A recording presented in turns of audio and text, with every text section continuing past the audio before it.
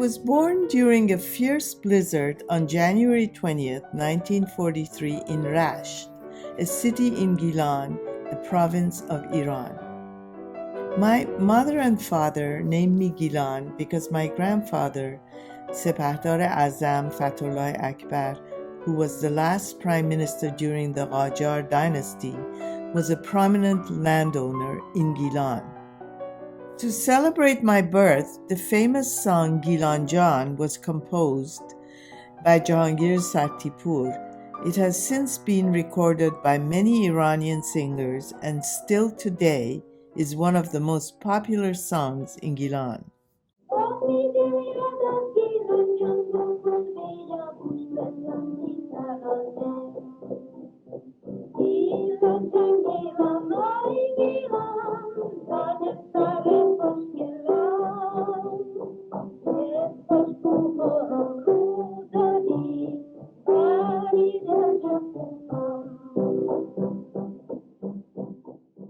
As a child, I was very musical, and I started playing the piano, and I loved playing.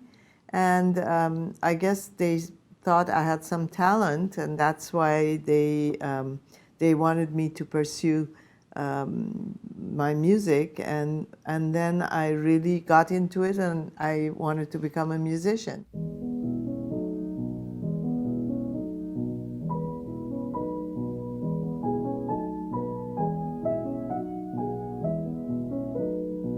Because of our Georgian great-grandmother, my mother insisted that we learn Russian as our second language, and we spoke Russian with her and our Russian governess at home, and Farsi with our father.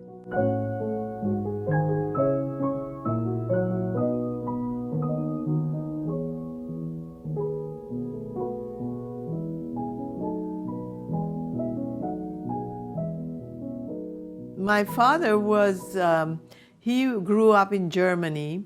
They sent him actually to Germany when he was only 6 years old. In those days, they did that, and it was so cruel.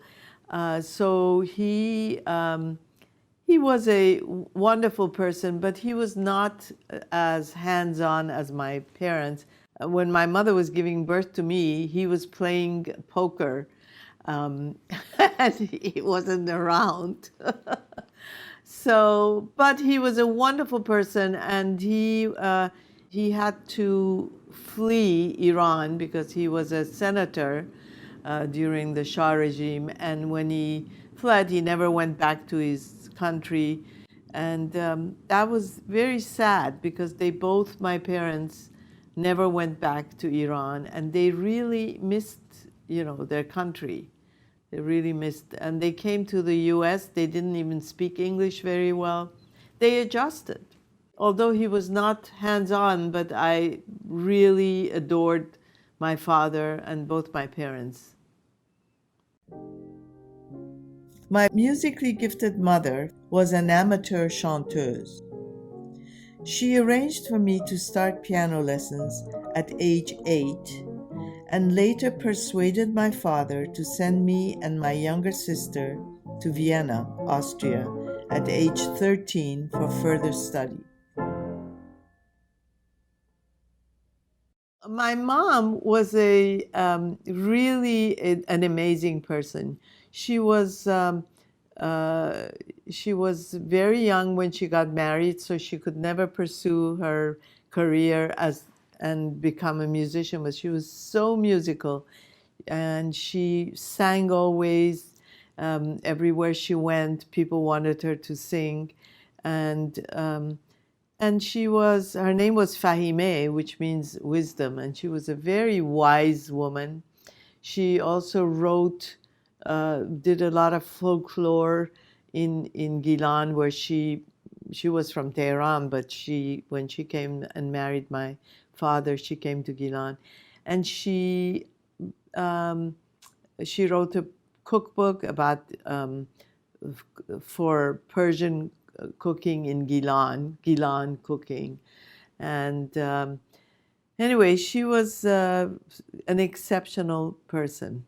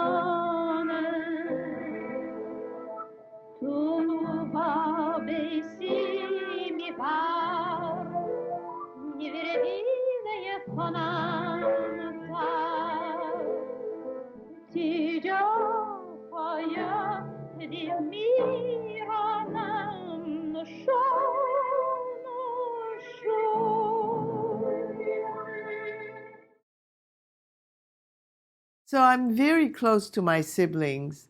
Thank God they both live here in Washington. My brother is a wonderful human being, and I adore him. He writes beautiful poetry. My sister is also a unique person, and she reminds me a lot of my mother, actually.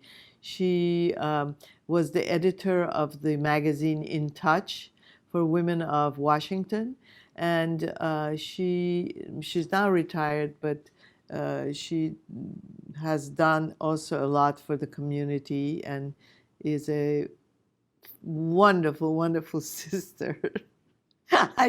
I'm very, very blessed to have my siblings here with me.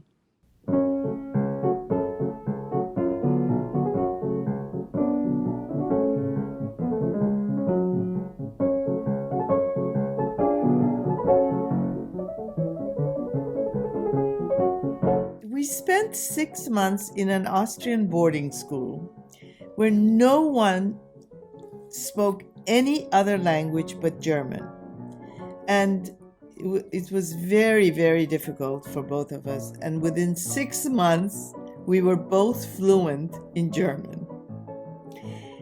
I then had to pass the exam and was accepted at the Akademie für Musik und Darstellende Kunst and graduated with honors in 1964.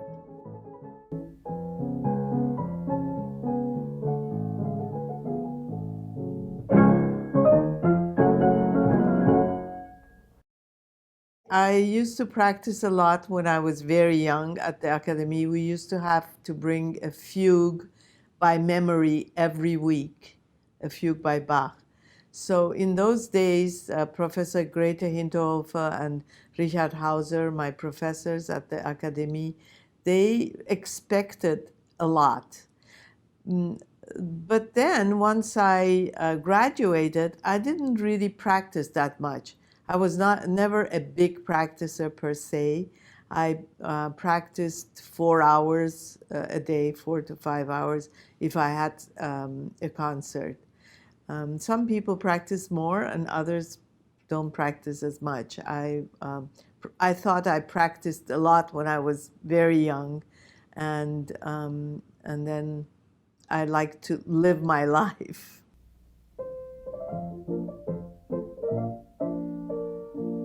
I stayed on and started concertizing in Vienna and other cities. Vienna thus became my second home for many years.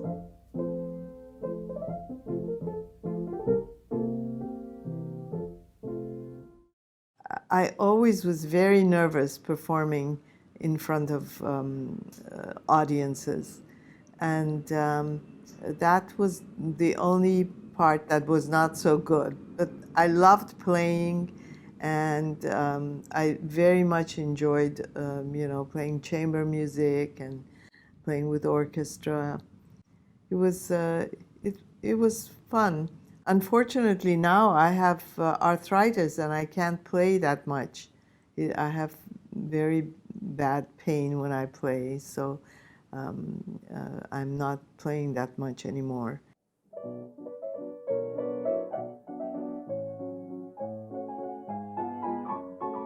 I was frequently visiting Iran and playing concerts while I was living in Vienna with the National Iranian Television Orchestra and gave many performances throughout Iran.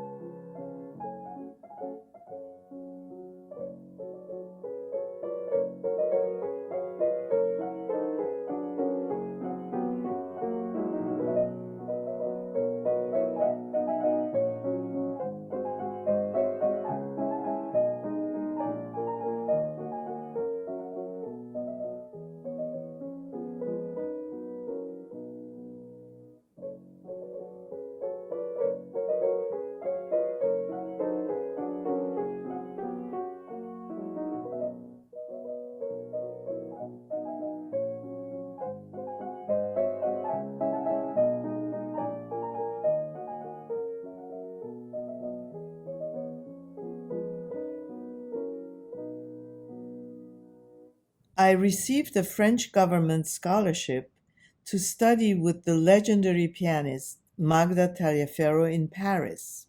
That was a dream come true, and I moved to Paris and lived at the prestigious Cité des Arts, where I stayed for several years to study and perform.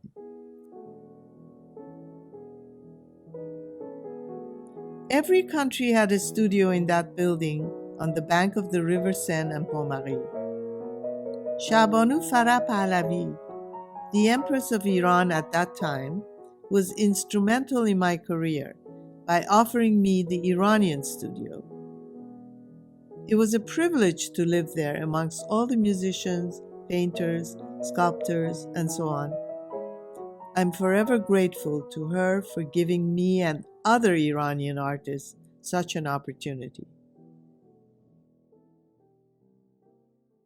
So French then quickly became my fifth language. While I was living in Paris, I met American pianist James Tocco, who later became my first husband. He was also studying there on a Fulbright scholarship. And in 1969, I moved to the US. I left France and I moved to the US to marry him.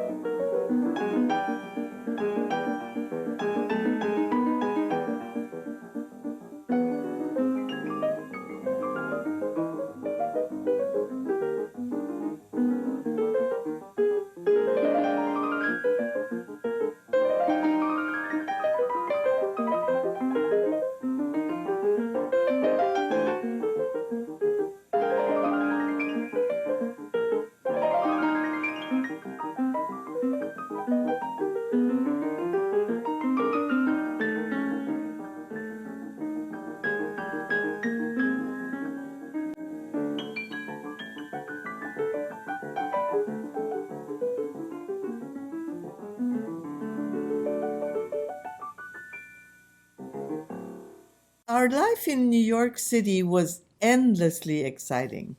We were subletting our friend composer John Coriano's apartment on West 73rd Street.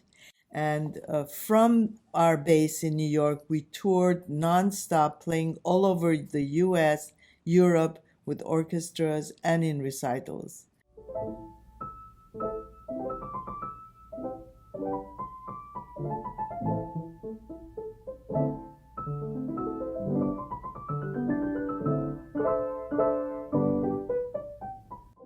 U.S. Department of State sponsored us for 2 world tours.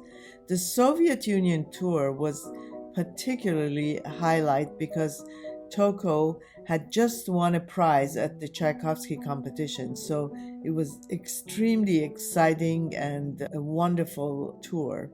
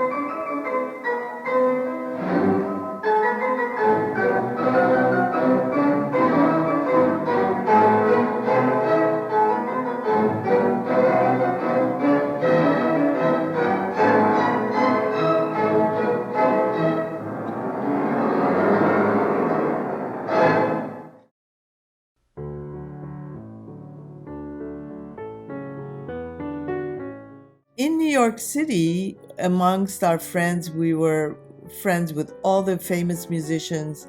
Leonard Bernstein and his wife Felicia were very good friends. Eugene Istomin was a mentor, and his wife Marta, who was a widow of Pablo Casals. He had just married her. They became very close friends.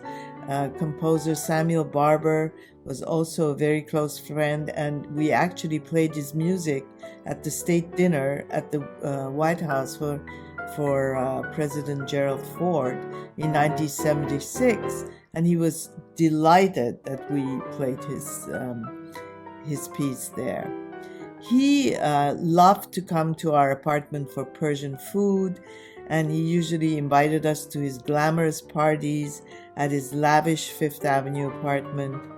And then years later, when my daughter Roya was born, Sam actually was the first person to call me at the hospital in Bloomington, Indiana, where we were now living because James was artist in residence at Indiana University.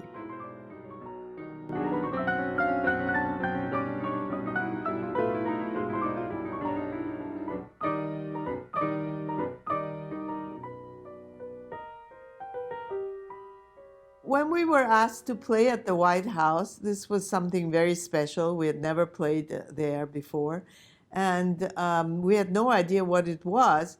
When we got there, we were told that we will first have dinner, and after dinner, with dinner at the state dinner, and then we will perform in the East Room afterwards. At the dinner, I was seated at President Ford's table, and my then husband, James Tocco, was seated somewhere way in the back. He was sitting next to Nancy Kissinger, actually. And he told me, now, make sure you don't drink because you're going to have to play, so you better not drink anything. Well, I got to the table, and there's President Ford, and I'm sitting next between 2 gentlemen. I had no idea who they were.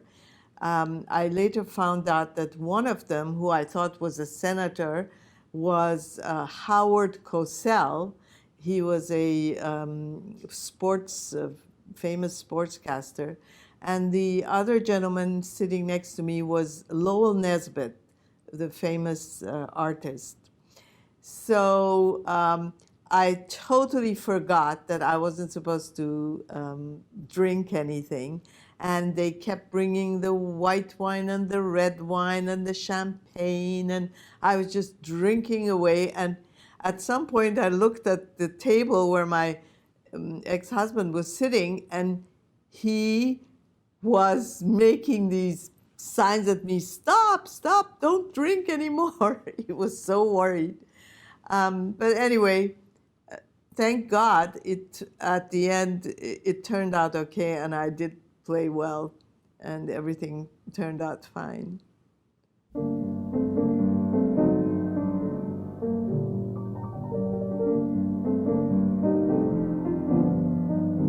In 1985, we moved to Washington, D.C.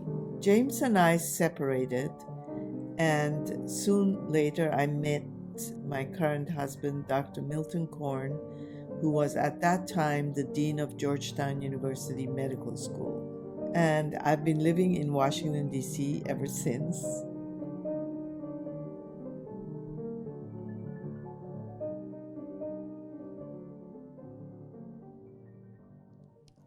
Background music is absolutely impossible for me. I cannot do anything while I'm listening to music. And the reason is because although I multitask in many other things, but when it comes to music, I cannot even read a book. I can't do anything else but listen very carefully to the music and enjoy it. Because that's my life and it's my profession. People ask me, who is your favorite composer? Who do you like to play? Actually, I don't have a favorite composer. I love all music. There's some kind of music that I'm not too crazy about, but most of the music that's well done, well played, well performed, I love. So I can't say that I like this composer more than the other. I love them all, actually.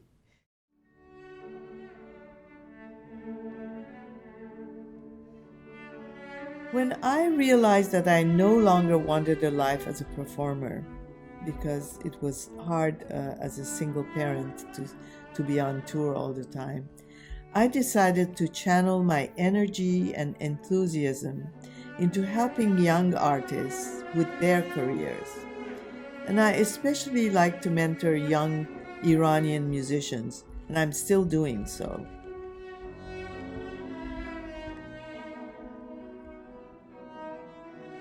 Teaching was never a passion. I never taught in my life. I took lessons with wonderful teachers, but I actually never taught myself. And I'm actually now wondering why, because it's a totally different world to teach and to perform. My world was more performing and interacting with other artists and traveling. I know a lot of my colleagues are teaching and they taught, but somehow I never, I decided to do the managerial work and to start booking and helping young artists with their careers as opposed to teaching them.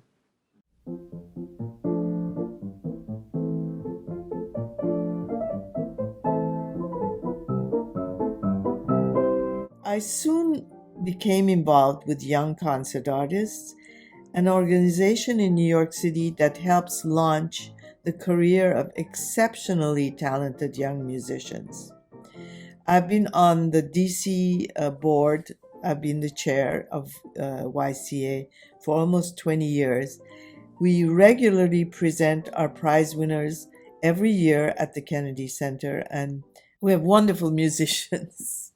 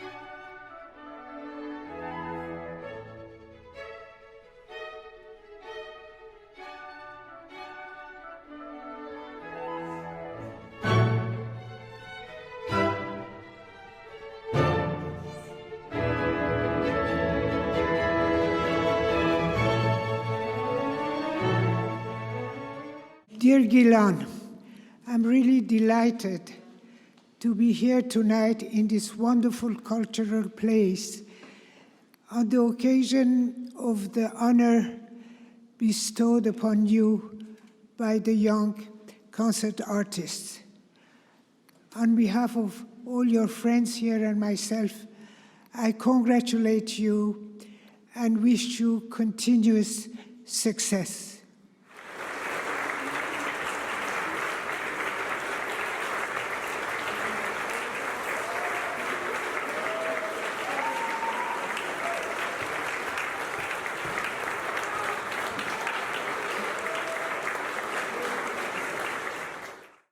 This generous tribute is especially overwhelming because YCA is so dear to me, and I feel privileged to be part of this great organization. Young concert artists have succeeded brilliantly in developing the careers of promising young musicians, and my life is so much the richer because I was given the opportunity to serve on this board. There are so many individuals who deserve this honor with me. The hardworking people who have served on our board and those who have worked tirelessly behind the scenes in administration. And of course, the incredibly gifted musicians who have given us so much joy over the years.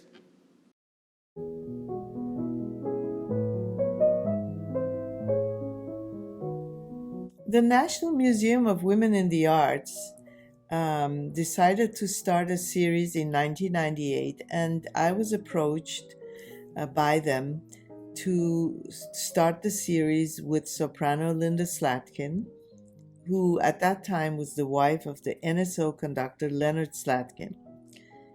She and I founded the Shenson Chamber Music Concerts together as co-artistic directors. Then when she moved away a few years later, I took over. This is our 20th anniversary, and I am very proud of what we have accomplished at NEMWA. The Shenson series have become well known and have presented scores of superb performances by gifted women artists. 7:30 Yeah, it'll be around 8. We need to move those plants a little bit in because we can't see them, actually, now that I'm thinking about it. So you guys don't want any intermission at all? No intermission? You don't want the intermission? We're thinking after Schumann for up to 10 minutes. If that's fine. Yeah, that's Schumann. it's. Yeah. So you want that after the Schumann? Yes. Not, okay. So then just Shostakovich after intermission.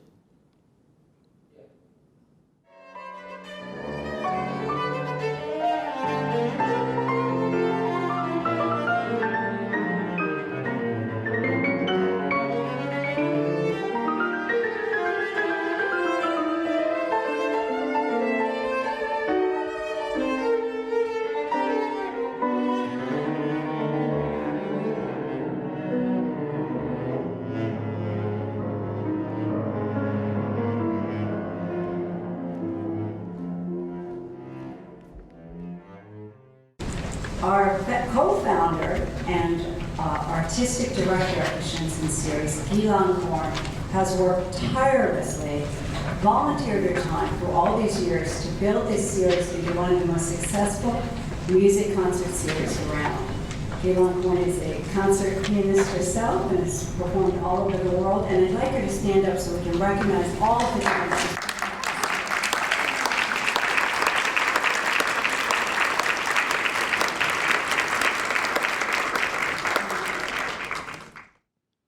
My idol actually is Marta Argerich, and she was in the same schools. She studied when I was in Vienna. We were at the same academy, and I used to see her at the canteen, always wearing a black turtleneck. She was always in black, and she was, and always with a cigarette.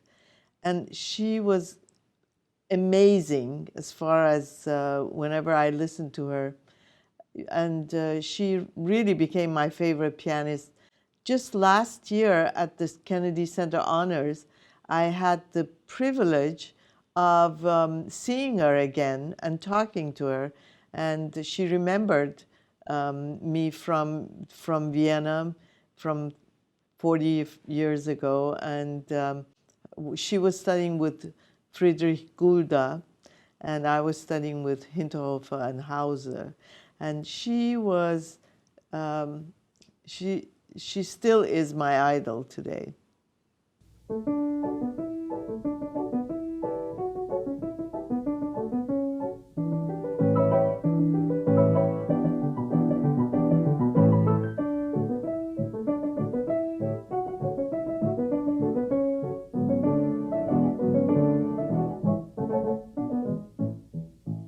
As a child, music inspired me from the very beginning. I was captivated by every sound of music, from my mother's beautiful voice to the Russian songs we were introduced to while growing up. When I started playing the piano, I knew this is what I wanted to do for the rest of my life. Life without music would be unbearable. As I now reflect on it, I think it is because music is an international language and relates to all cultures and human beings. I recognize, of course, that the form music takes varies, but my own background has been in what the West calls classical music.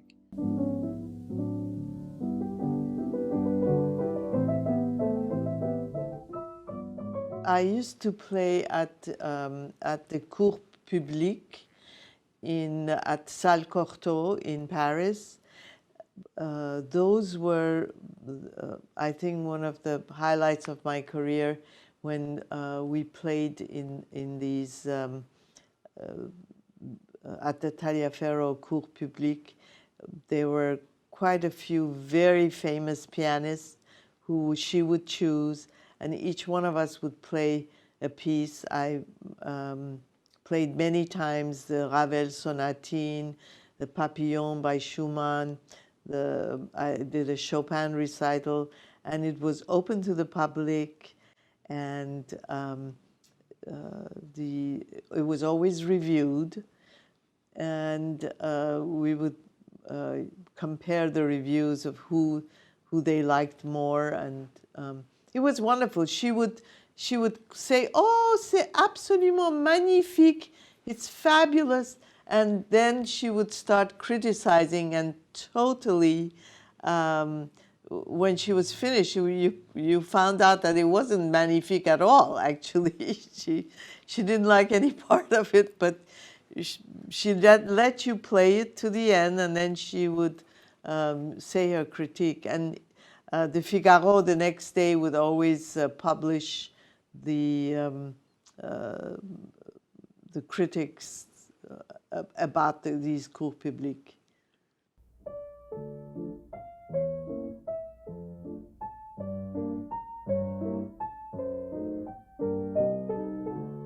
In the recent decades, more and more of the fine performers of classical music are coming from Asia, in particular from China, South Korea, and Taiwan, rather than from Europe and America. The cultural factors that have facilitated the development of so many fine young musicians in these Asian countries are not present in Iran, to my great personal disappointment.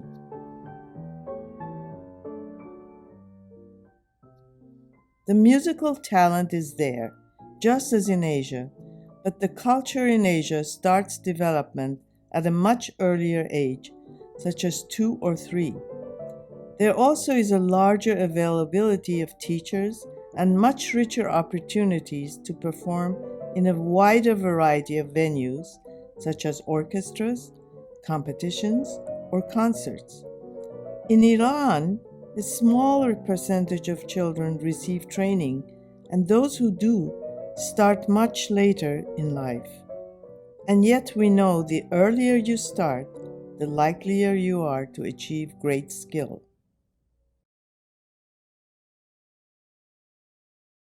Iran has relatively little to offer to these talented young instrumentalists. There is a limited future for them in music. For the fortunate few who are able to study abroad, the outlook is better.